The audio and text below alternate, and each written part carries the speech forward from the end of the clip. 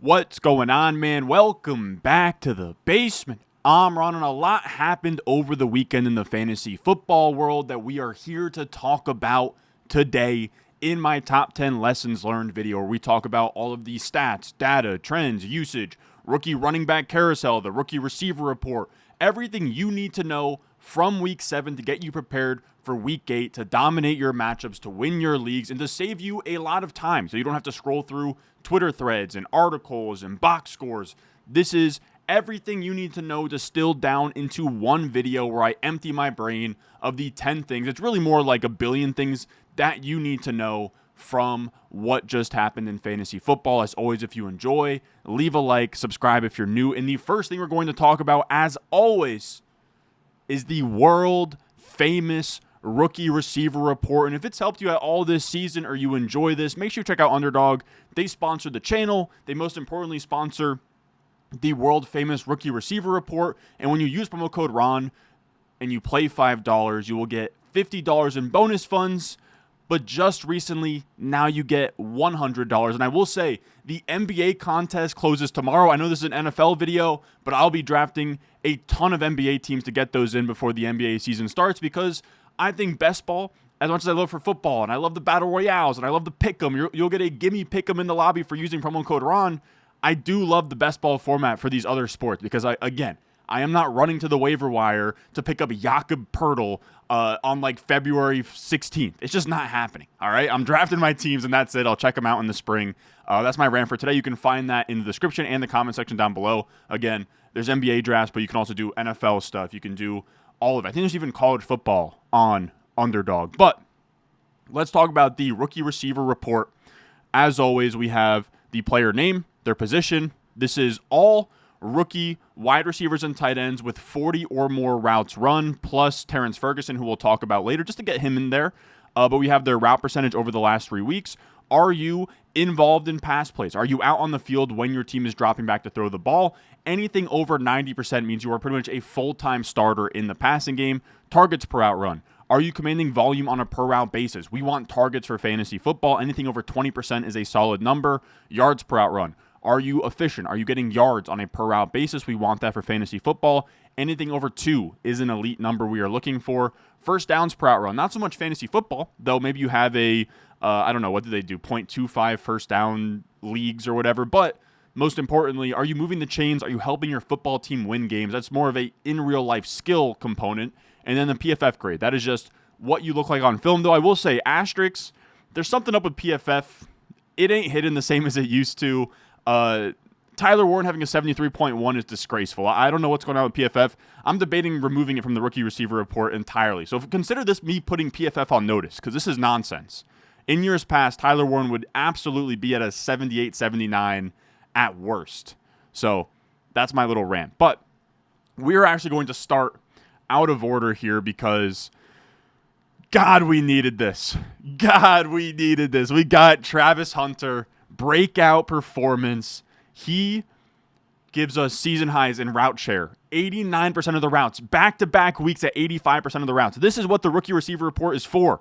74% of the routes, 86% of the routes, 89% of the routes.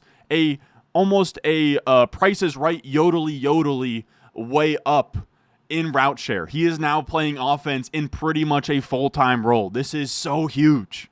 And on top of that, it's not even just the usage, but he set a season high, or career high really, in route share, targets, receptions, touchdowns. He gave us 14 targets. Now, don't get me wrong, it's a little bit inflated because it was a garbage time game. The Jaguars threw the ball a billion times, but 14 targets, 8 catches, 101 yards, and a touchdown. We got his first career touchdown, first career 100-plus yard receiving game. Brian Thomas looked bad and looked banged up. They're going to get a bye week here, and then we all know the post-bye rookie bump.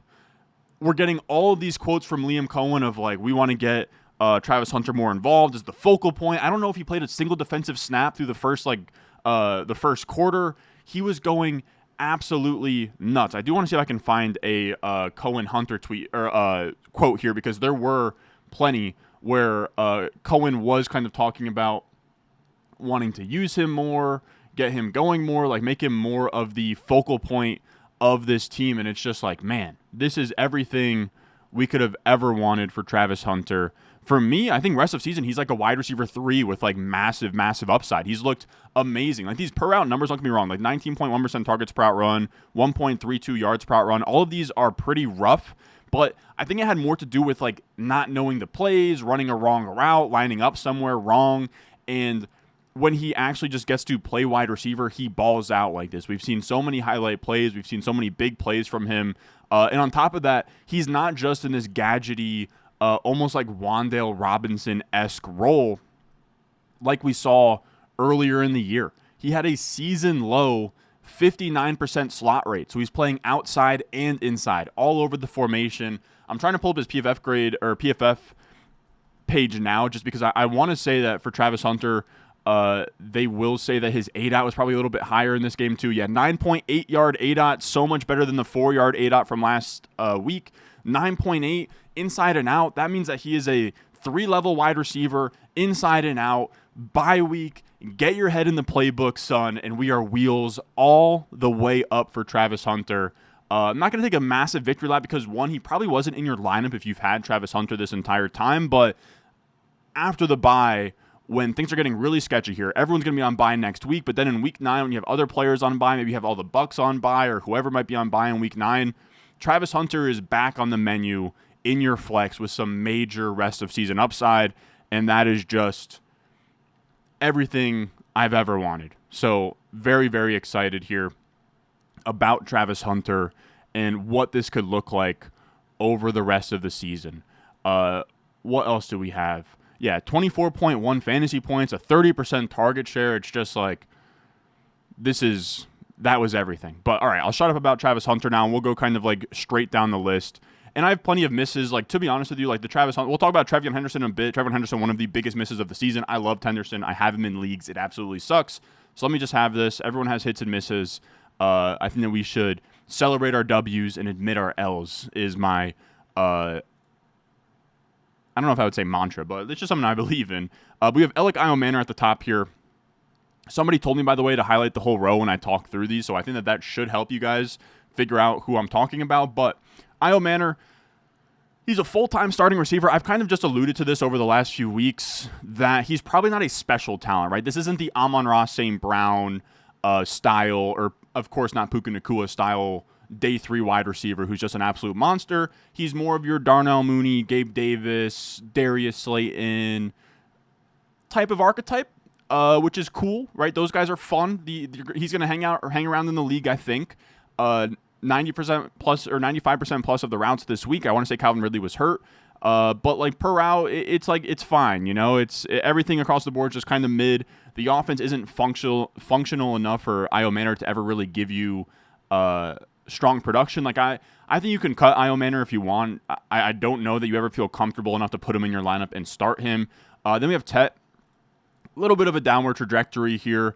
Still a full-time receiver. I still feel great about him in the long run. Like 9.9% first downs per out run in this offense is a really, really good number. His PFF grade's pretty decent.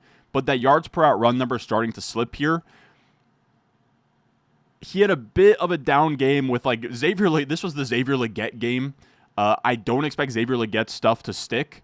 But when Xavier Legette gets a shit ton of targets and goes crazy, that's how things go. You could also say I'll be honest, you can sue me for not watching Jets games super closely, but I would imagine that Sauce Gardner, a lot of his reps were on Teteroa McMillan, which as a rookie, you're not going to expect him to beat Sauce Gardner. Say whatever you want about Sauce Gardner of if he holds or if he's bad. I personally think my gripe with Sauce Gardner is I think he's a great coverage corner, but he's not a football player the same way that a Darrelle Revis is in the run game, or a guy like all those guys, like Surtain, like all those guys are functional in the run game and they have good ball skills. You saw it yesterday with J.C. Horn.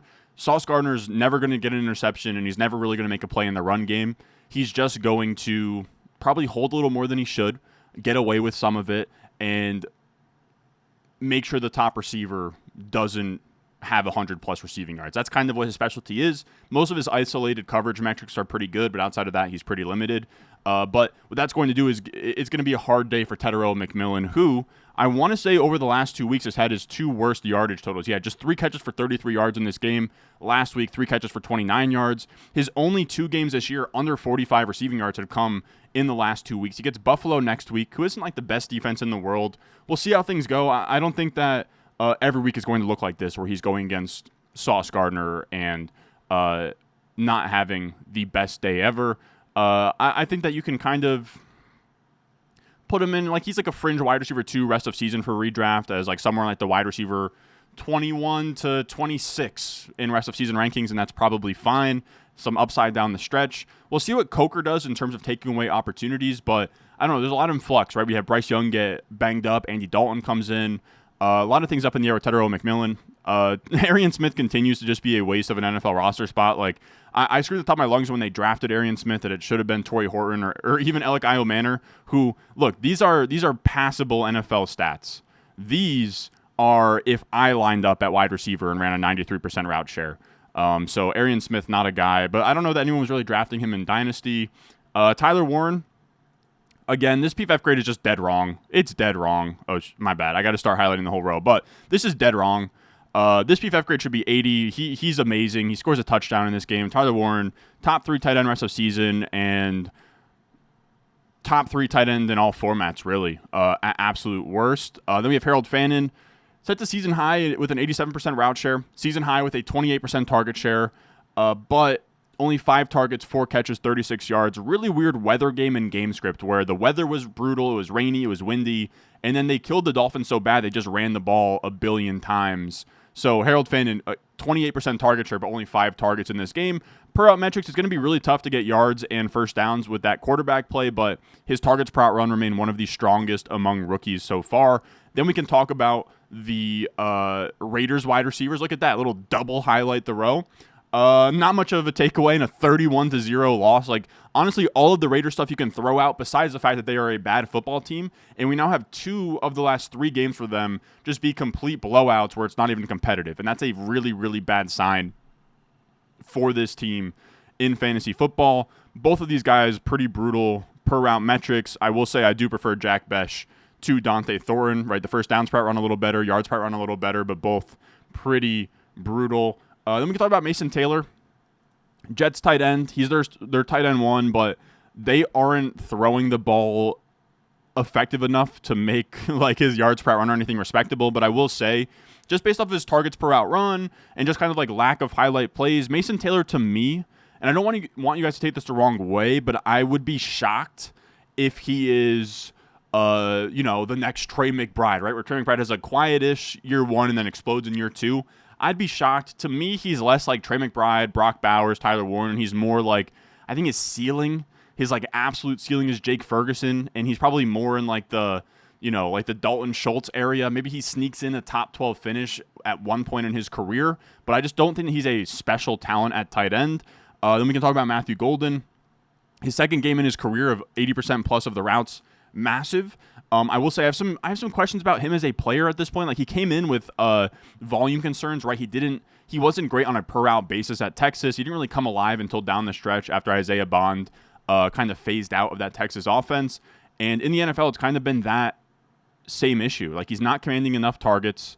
He's efficient enough, but for what we're looking for in fantasy football of like targets, receptions, production, it's not great. But I will say, Jordan Love only had 179 passing yards and a touchdown to Tucker Kraft in this game. So it's not like Jordan Love threw for 300 and you're thinking, where the hell are my Matthew Golden yards? It's just, it was a quiet day from the passing offense. They had something weird with they got like stuck on the tarmac their whole play, and I don't know.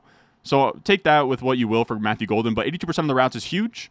I don't know what quality of player Matthew Golden is going to be. Like, I'm pretty certain that McMillan is good. I'm pretty certain, that like Travis Hunter's electric with the ball in his hands, even with these per out metrics not being that great.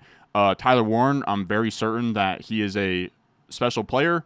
Matthew Golden's all kind of up in the air, but at least he's now getting the usage. I would just be scared that like Christian Watson could be coming back here very soon. We could get Jaden Reed back in the mix eventually. So he's got to give the Packers a reason not to scale this back once that happens later. Then we can get to Rondé Gadsden. This is the story of the week if it's not Travis Hunter.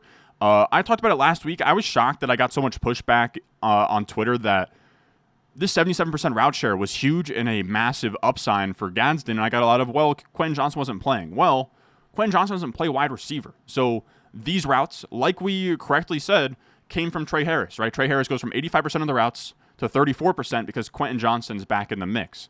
Oronde Gadsden is officially the starting tight end for the Chargers. He is running all the routes as the main guy, and his per route metrics are nuts. 19.3% targets per out run. That's on par with like Travis Hunter. 2.2 yards per out run. Yeah, I believe that's the second best behind only Tyler Warren. Then you have 9.3% first downs per out run behind only Tedero McMillan and Tyler Warren. And he has the best PFF grade. Again, the PFF grades are kind of weird this year, but I mean, this guy's legit. In terms of these like day 3 tweener guys, if you can point to, I don't know, you can point to a lot of them. A couple that come off my head are kind of like, he reminds me a lot of like Darren Waller.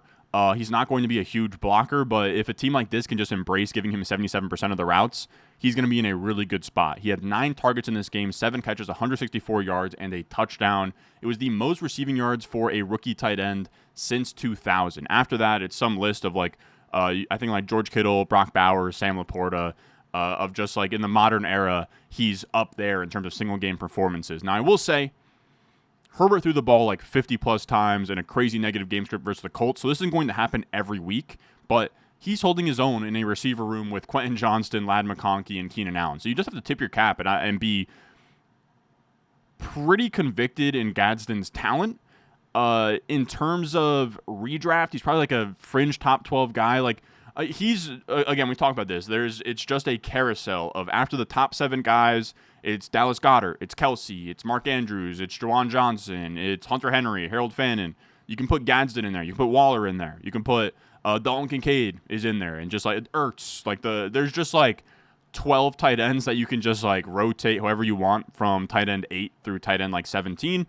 Gadsden has now entered the chat. I'd put him in terms of redraft. I'd now put him ahead of both Harold Fannin and Mason Taylor in terms of like every week startability. So that is a big deal. Then we can talk about, we'll talk about the Bears guys before we go into the, I guess, like grab bag here. We have Colston Loveland and Luther Burden that I will put my head here, I guess. But I don't know. I guess I'll put my head super small like that. We'll figure that out eventually. But as you can see, Colston Loveland, the positive here is he sets a season high 63% route participation, right? So we go bye week, 45%, 63%. We're going to need 75% plus for him to be startable on a weekly basis. He's earning targets at a decent clip, but all of these per route metrics are going to have to come up for him to ever be startable in redraft and for him to hold his price in Dynasty. Because the longer that these remain like this, the more we're going to get, well, who would you rather have in Dynasty? Gadsden or Loveland? Fannin or Loveland? And it's really hard to bank on the draft capital of Loveland if he's running these routes and these are his per route metrics. Of course, he was banged up. He's getting eased back in. But we got to see something soon is what I'm trying to say. Luther Burden, it sucks. The post-by rookie bump, he's just been stuck around 30 to 40% of the routes. But when he's on the field, he looks good. Like that's the beauty of Luther Burden is the hard part has already happened. We can feel pretty confidently that he's good at football. Like where on that spectrum of good to great, who knows? But we know that he makes plays when he's on the field. He had a catch for 22 yards in this game. His targets per out run is great. His yards per out run is great. His first downs per out run is absolutely fine. And his PFF grade is good. It just comes down to getting this from 33% to 90%. And how long that's going to take, I do not know. He's still a priority stash.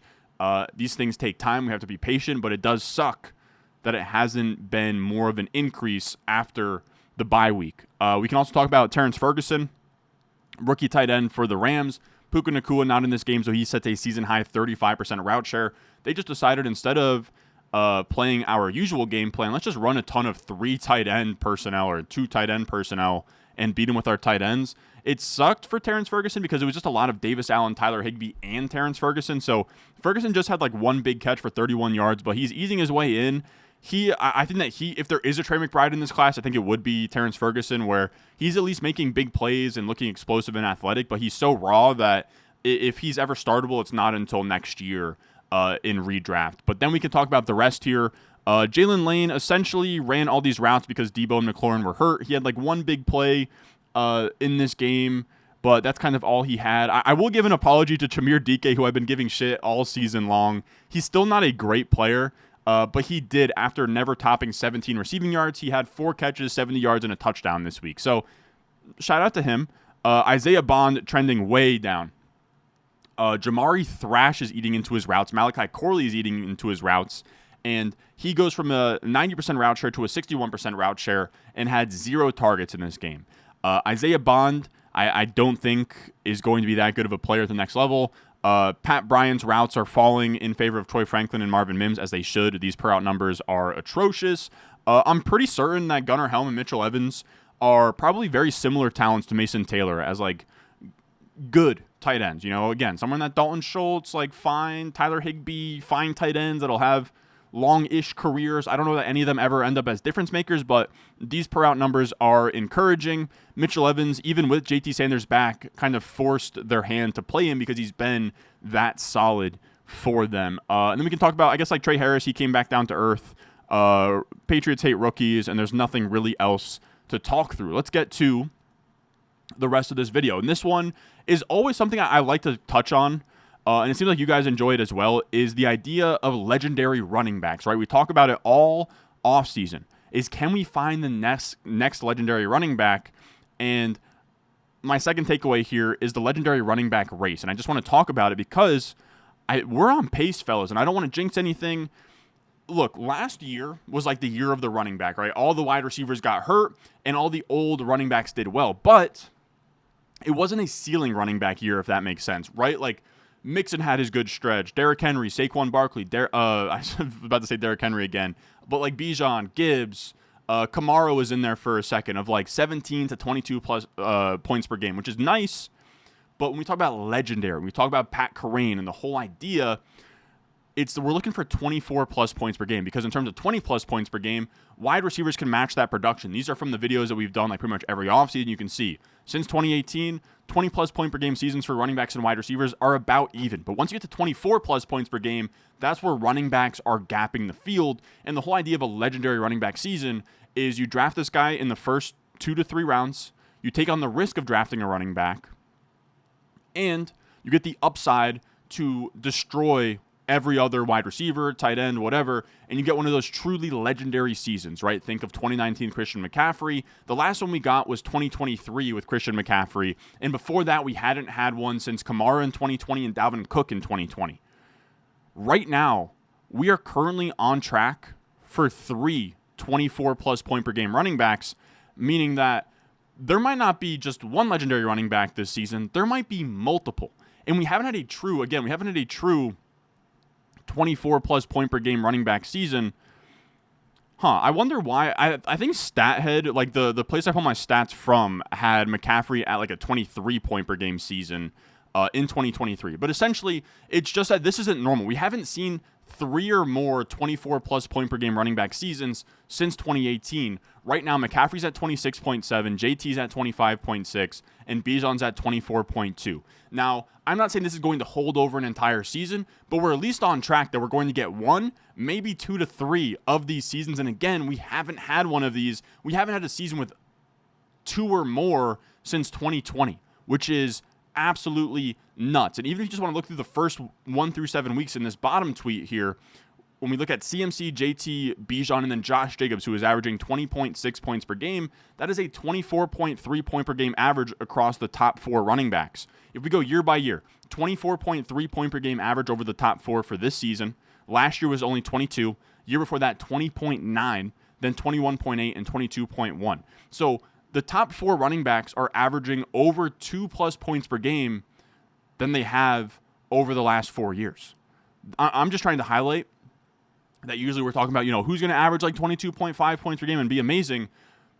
It's now, I think, the positive from this is that, like last year, I didn't draft Saquon. I felt it. My pockets felt it, and it was brutal. But this year, there's at least, you had 3 shots to get him this year, right? You had 3 shots to get him. The later they were drafted, the bigger hit. So, like, JT's probably the best hit right now, right? Because you got the legendary running back at the 2-3 turn. McCaffrey and Bijan were first-round picks, but still, you have a team with any of these guys, maybe even 2 of them, right? Could you have gotten McCaffrey and then came back around and got JT? Could you have gotten Bijan, came back around and got JT? Those are the nuts per se, but this is huge. We haven't seen running back scoring like this forever. Something we have been begging for the last few years, and it's just absolutely nuts. Even if you want to look at just like the first 7 games of a season over the last 5 years, so since 2020, 2021, 2022, 23, 24, 25. So over the last 5 years, best start through 7 games is McCaffrey this year, then Derrick Henry in 2021, then JT this year, and then if you extrapolate Bijan out to 7 games, he would be the 6th. So in terms of the most PPR points for a running back through the first 7 games over the last 5 years, we have 3 of the top 6 in 2025. It is the year of the running back. Again, I know we said it last year, but in terms of like high end, like where a running back can actually dust everybody else, that's what we're looking at right now. It's going to come down to who stays healthy, who keeps this alive. I still think a guy like Jahmyr Gibbs can even make a run for 22 plus, 21 plus, and just make this a really crazy year for running back. So I imagine that double hero RB is probably crushing right now. Now that I'm looking at this, I am curious. If you have a double hero RB, like if you started McCaffrey, I think it would have to be McCaffrey JT or Bijan JT. I have a Gibbs JT team that I'm hoping Gibbs can kind of come back here, but those are probably the meta builds, if I had to guess, would be 2 of those 3, and then you fill out everything else. And then maybe, stack on a Scatabo in like round 9 or a Rashad White later on. And that's probably how you have a lot of like behemoths around the world here. Our third takeaway is a segment I'm calling Guess Who's Back. We have a lot of returns here to talk about. First up, we have Quentin Johnston back in the mix with Ladd McConkey. This is a stat from JJ Zachariason, which, by the way, has a great like data dump thread on Twitter he does every single week, where McConkey, through his first 4 games, 13.4, 9.8, 8.1, 2.1, and then he's been at 14.9, 23, and 15.7 over his last 3. Target share difference, 19% versus 24%. 2 of those 3 games have been with Quentin Johnston. So it might just be like an early season versus late season thing of like just getting Ladd McConkey acclimated to playing in tandem with Keenan Allen. He played pretty well in this game. He had a 26% target share despite the Gadsden game, despite Quentin Johnston being healthy. QJ gives you a touchdown, but only a 10% target share. And I think this is how it's going to be every week, where one guy's going to have, Keenan Allen had the 28-point game. Ladd had the 15.7. Quentin Johnston saved his day with a touchdown. Gadsden went crazy. And just like the way that this team's built, Hampton's hurt. Najee's out for the season. This offensive line isn't great. Like, this is a team that's going to have to run the ball. Pass the ball. They can't run the ball. And if this defense is going to be as bad as it was yesterday versus the Colts, we're going to get a lot of Justin Herbert pass attempts, and that should make a lot of these guys startable. It's kind of like a poor man's or a rich man's version. If you remember, the 1 year in Carolina, it might have been Darnold, but it was like DJ Moore, Curtis Samuel, and Robbie Anderson were all like top 25 point per game receivers. I'd say it's similar here, but with more upside, where I think these guys can be more like top 20, top 18 point per game receivers over an entire year. On the back end of that game that I wanted to touch on as well, we'll get to some more who's back in a second, but Alec Pierce in that game. Josh Downs was out, and I think that we now need to start respecting that when Josh Downs is not in, and I need to make a mental note for my sneaky starts videos, is that if Josh Downs is hurt, Alec Pierce is a great start. This is across 4 games without Josh Downs from Ryan Heath here over the past 2 seasons. Pierce is now averaging the 13th most receiving yards per game and the 15th most points per game with a 23.5% target share in 3 of those 4 contests. He had a 29.4% target share yesterday versus the Chargers. So just mental note, when Josh Downs is out, Alec Pierce is a good start, especially like, damn it, I don't know what the bye weeks are. I got to get that going here. But like NFL bye weeks, I was going to say, like, if the Colts don't have a bye next week, but if you're struggling at receiver and Josh Downs misses another game, so the Colts don't have a bye until week 11. So week 8, I don't know, let's say you're without Amon-Ra St. Brown next week and you're struggling at the flex spot and Josh Downs doesn't go, Alec Pierce is somebody you can throw in the flex spot and feel pretty decent. Our next who's back is Rashee Rice. And I just want to make a point that over this guy's last 14 healthy games. So I didn't include the 0-point game in week 4 of last year, but over this entire catalog since 2023 November, he's at 18.4 points per game. That'd be a top 6 number in 2025. And I think that's what he's going to be rest of season, like a top 6 wide receiver in PPR. He's been that guy. His first game back, they absolutely force-fed him as the focal point of this offense from Ryan Heath here. You can see Rashee Rice had a 28.6% target share.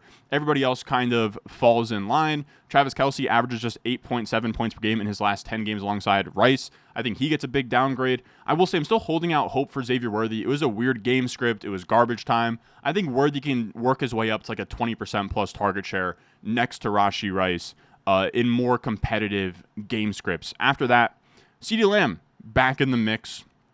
And it kind of went exactly how we wanted it to go, where this defense is so bad, they're going to get into a ton of shootouts. They're going to pass the ball a bunch. And as long as we can get 20% target shares for Lamb, Pickens, and Ferguson, all of them are going to be must-starts every single week, right? CeeDee Lamb gives you 8 targets, 5 catches, 110 yards, and a touchdown. Pickens gives you a big day as well, where he's getting more like high ADOT, big play targets, which is still fine for him. He gives you 4 catches, 82 yards. That's going to play. And then Ferguson, of course, goes nuts. And he gives you 7 catches, only 29 yards, but then 2 touchdowns. Jake Ferguson, one of the sneaky league winners of this year, completely out of sight, out of mind for me. I'll just be completely straight up there with Jake Ferguson. And then we have Jalen Coker back in the mix here. He only ran 47% of the routes. A bit of a hindrance for him is this Xavier Legette game. He goes out there, 35% target share. Let me actually see this box score. Now, I will say I'm not really a believer in Xavier Legette that this is going to like stick moving forward or anything, but he did have 11 targets, 9 catches, 92 yards, and a touchdown. 24.2 PPR points. Pretty crazy from him. I think it's less of like Legette needs to be in your fantasy football lineup, and it's more of this is now going to be a legit hurdle for Jalen Coker to get to 90% plus of the routes. We'll see how this goes. But Jalen Coker probably has to stay on your bench until we can see him get to 90% plus of the routes here moving forward. Then my fourth takeaway is messy backfields. And speaking of the Panthers, we can start with Chuba Hubbard versus Rico Dowdle from J.D. Zacharyson here. About as 50-50 as it gets is what he said. So I'll eat that L. I thought in this game we'd get a 65-35 split. Instead, no. I will say Dowdle was more effective, like better yards per carry, better yards per touch, better everything, but they do really care about Chuba Hubbard and his captainship, I suppose. Snaps were pretty much split. Routes were pretty much split. Dowdle had more rushes. Hubbard had more targets. Dowdle had more PPR points. But in games where the Panthers don't score points, it's going to be pretty ugly for both of them. I would still have Dowdle ahead rest of season, but they're probably like back-to-back somewhere like the RB 25-ish range, which really sucks. So downgrade for Dowdle, upgrade for Hubbard. I'll eat that L after pumping up Dowdle in the, I want to say the to the moon like rest of season rankings video. Then we can talk about the Chargers here. Kamani Vidal is still the main guy. His usage is great. It's just that this game script versus the Colts was really bad, where the Colts just had a massive lead the entire time. But Vidal having 65% plus of the snaps, which, by the way, this is the Fantasy Life Utilization Report. It's a great resource to go out there and use. He's still above 60% in snaps, rush attempt share. 50% plus of the routes is great. 8% plus target share is fine for him. And in this game, he had 100% of the 2-minute drill snaps. So he's like the pass catching back. He's the he owns like 2/3 of the backfield in terms of snaps. So Vidal is going to be a fringe RB2 until Hampton comes back. You're just hoping for better game scripts. Similar deal with the Titans. They're actually not really a similar deal. Similar deal in the fact that their game scripts suck, but they just are never going to be inspiring starts here. When you look at Tony Pollard and Tyjae Spears, it's now a flip-flop, and I think it's going to be this every week, where it just kind of like is never consistent. I don't know that either of them are ever going to be great starts, but it goes from a 60-40 split last week towards Spears. This week it goes 60-40 towards Tony Pollard. Neither of them have crossed 10 PPR points since playing in games together over the last 2 weeks. It's tough. It's the shitty version of the Panthers, where Pollard is somebody like the RB 30 range moving forward, just given how bad this offense is. Then we can talk about Arizona. Utilization report again. Zonovan Knight is the lead guy. He has like 60% of the snaps, but it's just not a ton, you know? Like he has like 60% of the rush attempts, 12% target share, but the Cardinals aren't really good enough to have leads, and they're not going to score enough touchdowns on the ground, so he's another just like desperation RB3 type Zonovan Knight. And now Dearness Johnson is in the mix to take away third down snaps from both Carter and Zonovan Knight. Then we can talk about touchdown regression is a beautiful thing. Speaking of the Cardinals, I've gotten a lot of questions about Kyler Murray. We have this stat from Ryan Heath. McBride in 2 Jacoby Brissett starts this year. 30% target share, up from a 24.7% with Kyler Murray. 73 yards per game, almost 20 yards per game up from Kyler Murray. 25 points per game, about double what he was doing with Kyler Murray. 3 touchdowns, triple what he was doing with Kyler Murray. And the stat here is that Trey McBride has 3 touchdowns with Jacoby Brissett in 2 games. He had 3 touchdowns in his previous 21 games, Trey McBride, with Kyler Murray. Kyler Murray is averaging 192 passing yards per game this season. Jacoby Brissett is averaging 299.5. So he's averaging over 100 passing yards per game more than Kyler Murray, and we are getting more touchdowns for Trey McBride. Now, here's the issue for both Trey McBride and Marvin Harrison, is I just think that the Cardinals have too much invested in Kyler Murray not to go back to him. They're going to have a bye week this week, and then they have a primetime game in week 9 that Kyler Murray should be starting for, and I don't think you'll see Brissett again unless Kyler gets hurt again, or he's so bad that they bench him down the stretch of the season, and at that point, like, you're only going to see Brissett if, again, Kyler's hurt, or the Cardinals make it clear to the entire world that they are moving on from Kyler Murray, because if you bench Kyler Murray, things get real sticky for them. Then they have to probably trade Kyler Murray in the offseason and restart this entire thing. Will Gannon survive that? Will their GM survive that? I'm not sure. So that's just something to think through when thinking about that. We're wish casting. I would love it. I would love to see Kyler Murray get benched, but it's not in their best interest. It's kind of just like the real football part of this whole thing. Then we can talk about Olave. In terms of regression hits for Olave. He goes absolutely nuts.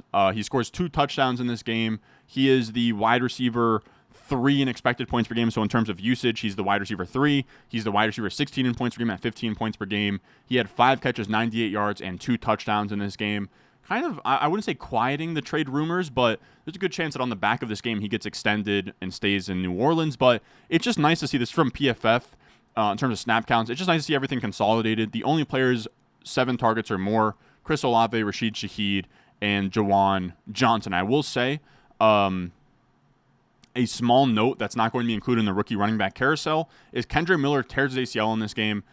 Genuinely super sad for the kid. It's a revenge game versus Dennis Allen, the guy who called him injury prone the entire time he was in New Orleans. Dennis Allen gets out of town. Kendre Miller's been playing pretty well this year, and he tears his ACL in front of Dennis Allen and is going to miss the year and add to the whole injury-prone thing. But Devin Neal, rookie running back, yet doesn't have enough touches or anything to qualify for the rookie running back carousel. We'll probably talk about him tomorrow in the waiver wire report. But Devin Neal was a fun day 3 prospect out of Kansas, and he's somebody that will pretty much be the Kendre Miller moving forward for the New Orleans Saints. And we can also talk about Odunze on the other side of this Saints game. Something else, seems like people are really panicking on him. And I think that there's a couple of things at play here. We have Jacob Gibbs kind of outlining in terms of first read share. They are really spreading the ball out more after the bye, right? And that's kind of the give and take of us wanting more Luther Burden, us wanting more Colston Loveland, is that has to come from somewhere. It's not going to directly come from Rome Odunze, but that's what it's been the last 2 weeks, whereas first read shares over the last 4 weeks the first 4 weeks was super high. After the bye, they've been sub 20%, which is just on a pass play. How often is he the first read? That has come way down here, and they've won each of the last 2 games. So you hate to see the positive reinforcement of Odunze getting scaled back, but he gets downgraded from a low-end wide receiver 1, right? A lot of rest of season rankings had him probably like wide receiver 10, 11, 12. He's probably somewhere more in like the wide receiver 15 to like 20 range moving forward. Was still opportunity to get back into the top 12 conversation. And Caleb Williams has also not been a huge help from Datarama here. He's 29th in completion percentage over expectation, 30th in adjusted completion, 31st in catchable throw rate, and 29th in turnover-worthy throw rate. So Caleb Williams winning games, looking decent, but the advanced numbers aren't really in love with what he's been doing so far. Then we can talk about the rookie running back carousel. There is no sponsor for the rookie running back carousel. So all I ask that if you enjoy the rookie running back carousel, you enjoy this video, you enjoy the rookie receiver report, just make sure you are subscribed. Only about half of you guys are subscribed to the channel. And we're at a point of the year right now where, we're no longer up into the right like we were in August. All right, things are kind of slowing down here. So if you do tune in weekly to these videos, you come back for more and you're not subscribed, go down there, check, make sure you're subscribed, and then subscribe and leave a like while you're down there as well. But with the rookie running back carousel, we have their snap percentage by week. So just are they getting on the field and being like the main back in their offense, points per game, their production, PPR per Dutch is their efficiency, and then PFF grade is just some kind of metric for their skill or talent. It's not perfect, it's flawed, but this is the best that we can do for running backs. When it's not like a per route thing, and a lot of running back is opportunity based or offensive line based, it gets tricky, but this is the best we can do. But first we have Quinshon Judkins. Not a great yards per carry game. He had 25 carries for 84 yards, but it was weird. It was like raining. Dylan Gabriel couldn't throw the ball in this game, but he did have 3 touchdowns and looked great. 15.3 points per game from him over the entire year has been amazing. Ashton Jeanty, again, it's not really his fault. He's been pretty good over the last few weeks. Really, the biggest issue for him is these Raiders no-shows. 2 of the last 3 weeks, he's been at 60% of the snaps or less because the Raiders can't make a competitive game script, which just means that Jeanty is getting pulled in the fourth quarter, and that's not good for fantasy football. So it is less about Jeanty and more about the situation. Then we have Cam Scatterbo here. His snaps are down, but again, snaps are kind of flawed. It's really more of a touches game here. He had 16 carries, 6 targets. Maybe I'll do touch share, but like I don't know. Sometimes that can get inflated or deflated based on how many touches go to the running back. So I don't know. I'm still trying to figure it out. But 16 carries, 6 targets. That's great usage for Scatterbo. He's at 16.8 points per game. He's efficient. PFF loves him. And since week 2, only Jonathan Taylor, Christian McCaffrey, Bijan, and Achane have more PPR points than Cam Scatterbo since week 2. Then we have Bill. Bad game script for him where Washington just got behind the sticks a ton. They're in comeback mode. Then Mariota comes back in. But it's tough because he's not a pass-catching back. He has gotten 13-plus carries in each of his last 3 games, so he is now like the main between the tackles back, but his efficiency has regressed here. So nothing is guaranteed for him, and he needs to play better, or else we could see his snap share continue to get rolled back because his efficiency, he was at over 4 yards per carry in 4 of his first 5 games. He has been since then in his last 2 games at 3.6 and 2.5 yards per carry. Again, fumbling issues in the previous 2. We got to get back on track. Versus Dallas, this was supposed to be the big game for him. Game script kind of killed him, but then also Dallas was pretty good against the run in this game. Then we have Kyle Monangai across the bottom. Swift gets banged up in this game, or heading into this game. The Saints never really made it competitive past the third quarter, so Kyle Monangai got a ton of runs, season high 46% of the snaps, and he had 13 carries, 81 yards, a touchdown, 3 targets. We had him as a sneaky start. We didn't go perfect on sneaky starts, but we will take Kyle Monangai. We also have Rashard Smith setting I want to say a season high in snap share at 36%. Season high in terms of opportunities. He had, I want to say 19 opportunities total. He wasn't amazing, but I will say a lot of that was garbage time. Against the Raiders, they killed him so bad that Rashard Smith just played pretty much without even Patrick Mahomes on the field. So I wouldn't go too crazy on Rashard Smith. He's still just a great stash moving forward. Then you have Ollie Gordon. Nothing really to say about him, just like fine Achane handcuff. Similar deal with Tootin. He is the ETN handcuff, but as you can see below him, LaQuint Allen just steals a lot of what could be his work in the receiving game, right? Like if Tootin just absorbed that 22% and we could roll at like 50% of the snaps every week, that would be amazing, but it's just not the case. We can talk about RJ Harvey, passing game specialist, still splitting time with Tyler Bidet. Really bad runouts for Harvey and Henderson. I had to scroll all the way down. Henderson was out snapped by Dylan Sampson, Jaden Blue, LaQuint Allen, Basil Tootin, and Ollie Gordon, and Rashard Smith this week. Henderson, it is just so tough, guys. I wish I had something positive. Snap shares have now gone from 48% to 29% to 14%. He's trending in the wrong direction. He hasn't been helping himself where it's just like, I get it's a small sample for Henderson, right? Where it's tough to really get going when he's only getting a couple touches here and there, but he also hasn't been explosive or has looked good on those touches. So it's hard to advocate for him to get the ball more. Ramondre Stevenson ran pretty well in this game. His PFF grade is the lowest among all the running backs I'm showing on the screen right now. His PPR per touch is 0.8, which is really bad for a receiving back, right? Like Quint Allen is 1.18 because he's only out there on passing downs. Again, I wish I had something good to say. I don't. He can't go in your lineup right now. Ramondre is the main guy. Again, like right now, I think like the most likely league-winning scenario for Henderson is after his Week 14 bye. It's tough out here. We get Gibson to go down, and just nothing has gone right for Henderson. One of the worst picks on the board so far. So for all the victory lapping about Igbuka or Travis Hunter or Scatterbo or really anybody that we drafted this year, Henderson has been a huge blemish on that. And then in terms of other running backs to stick out, nothing else really besides Caleb Johnson. After being in the mix at 19% of the snaps, he did not take a single snap in that Thursday Night Football game, now relegating it back to a Warren and Gainwell split. Then we can talk about let's have to go a little bit out of order here.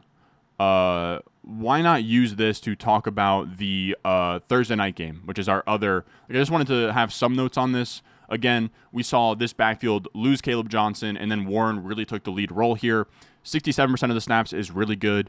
84% of the rush attempts, that's really good. An 86 UR score, which is just based off of all of those metrics and your usage, that's really good. 17.8 PPR points. It was the Bengals, but it was less about his efficiency and breaking off long runs. It was really more about him securing the lead dog role in this backfield. So Jaylen Warren gets a pretty huge upgrade as a back-end RB2.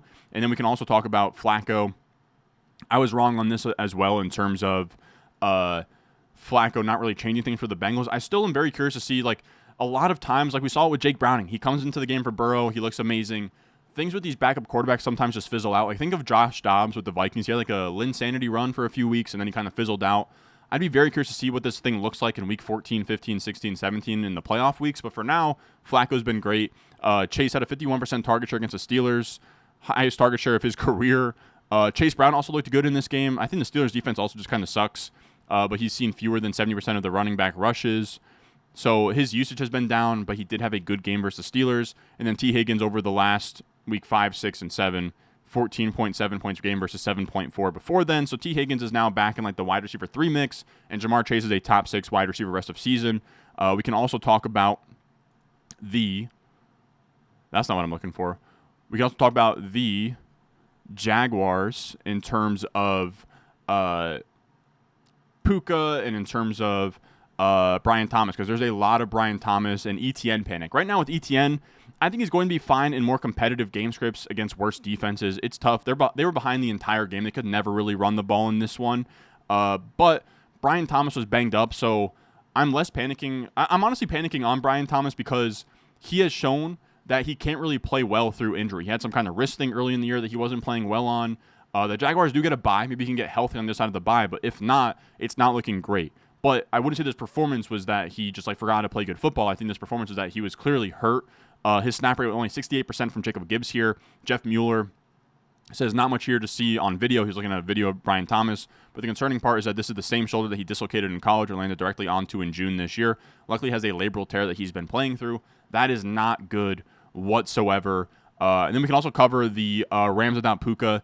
Nothing really to say because I fully expect Puka to go on bye here and then come back the following week. But really what we got, it wasn't a competitive game script, so I want to say like Devontae Adams is going to run 27 of 34 snaps in most scenarios. Like in a competitive game, that probably is more like 31 or 32 routes run.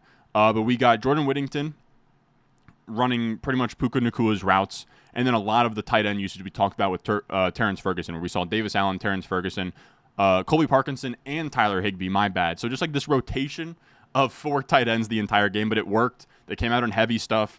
And they just really gave the Jaguars a tough time. Now, our 7th takeaway here is not on my sheet here, but I think it's this one. Yeah, so this is from JJ Zach Reese, and again, shout out to him. We have the Eagles. That's something else people wanted me to talk about. The Eagles, weeks 1 and 2, the Eagles had pass rates on attempts only below 50%. Since then, they've been at or above 50% in every game. They were exactly at 50% in week 7. So we're seeing more pass attempts for the Eagles. And then we're also seeing A.J. Brown do well. He saw 6 targets, his lowest since week 1, still a 26% target share. He had 2 touchdowns in this game. He looked great. Devontae Smith had a season-high 47.8% target share, highest of his career. Second time he's been above a 40%. So we just love to see the Eagles passing the ball more. They're winning, good vibes. 100-plus yards for both Devontae Smith and A.J. Brown. I think there's going to be a sign of more things to come. The Vikings are no slouch on defense. They've allowed the 27th most points to opposing wide receivers. That's including this week from A.J. Brown and Devontae Smith. So kudos to them. They beat the Vikings through the air, who are a very good passing defense. So that is a huge, huge positive signal moving forward. Then we can talk about Sunday Night Football a little bit. George Kittle wasn't good in the passing game, but I think what he's going to give this running game is a huge boost. In games without George Kittle, 53 rushing yards per game. In games with George Kittle, 99 rushing yards per game for the San Francisco 49ers. That is absolutely huge. I think there were a lot of like washed Christian McCaffrey allegations. It turns out maybe it's just that George Kittle masks a lot of their offensive line's struggles, right? Where they have like Trent Williams, who's great, but outside of that, everyone else is either banged up or not very good. So Kittle helps mask some of that. He ran 24 of 28 routes, so it's not like he was pass blocking and that's why he wasn't producing. It's just that it was his first game back from injury. He probably just sort of told everybody, I'm going to be a dog in the running game, and we'll see what happens after that. But Kittle's going to be the same guy he's always been moving forward. We can talk about some of the London stuff.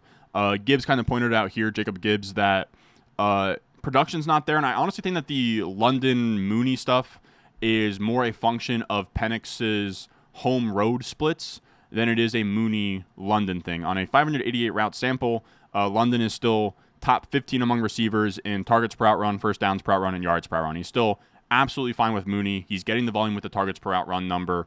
I think it's really just more of a home road Michael Penix thing. Now, that is 10 takeaways, but I will give you a bonus dynasty takeaway here. That's really just more food for thought for you to end this video on. I posed this to the world. After an offseason of Jaden Daniels being a top 3 pick in dynasty startups, or no.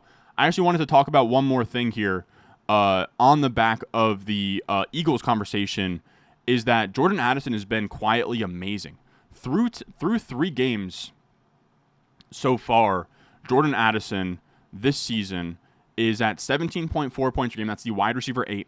He's at 2.38 yards per out run. That's the wide receiver 14. He's at 27.5% first read share. That's the wide receiver 18, despite being next to Justin Jefferson and TJ Hawkinson, and wide receiver 19 in volume. He's a top 24 guy rest of season, and I think as the Vikings get a better passing game going, like, that only sticks even better. But again, our actual final takeaway, bonus 11th, after a offseason of Jaden Daniels being a top 3 pick in dynasty startups, Daniels has gotten hurt for the second time this year, and Drake May is balling out of his mind. I put this up on Twitter. Probably recency bias, but these guys are probably like almost like 2 ships passing in the night here, where Drake May, if you got him in Dynasty, anyone's out there like trying to lowball you, Drake May is a top 6 asset right now at worst in startups. So just keep that in mind. Daniel's still probably like a first round guy, but maybe not as locked and loaded into top 3, but just something to ponder here at almost the halfway point of the season. But anyways, that's going to do it for us today. Again, this video is sponsored by Underdog. When you use promo code RON and you play $5, they will give you $50 in bonus funds, up to $100 as of recently. And you can find that in the description in the comment section down below. But if you can't support there, just leave a like, subscribe if you're new, and I will see y'all in the next one.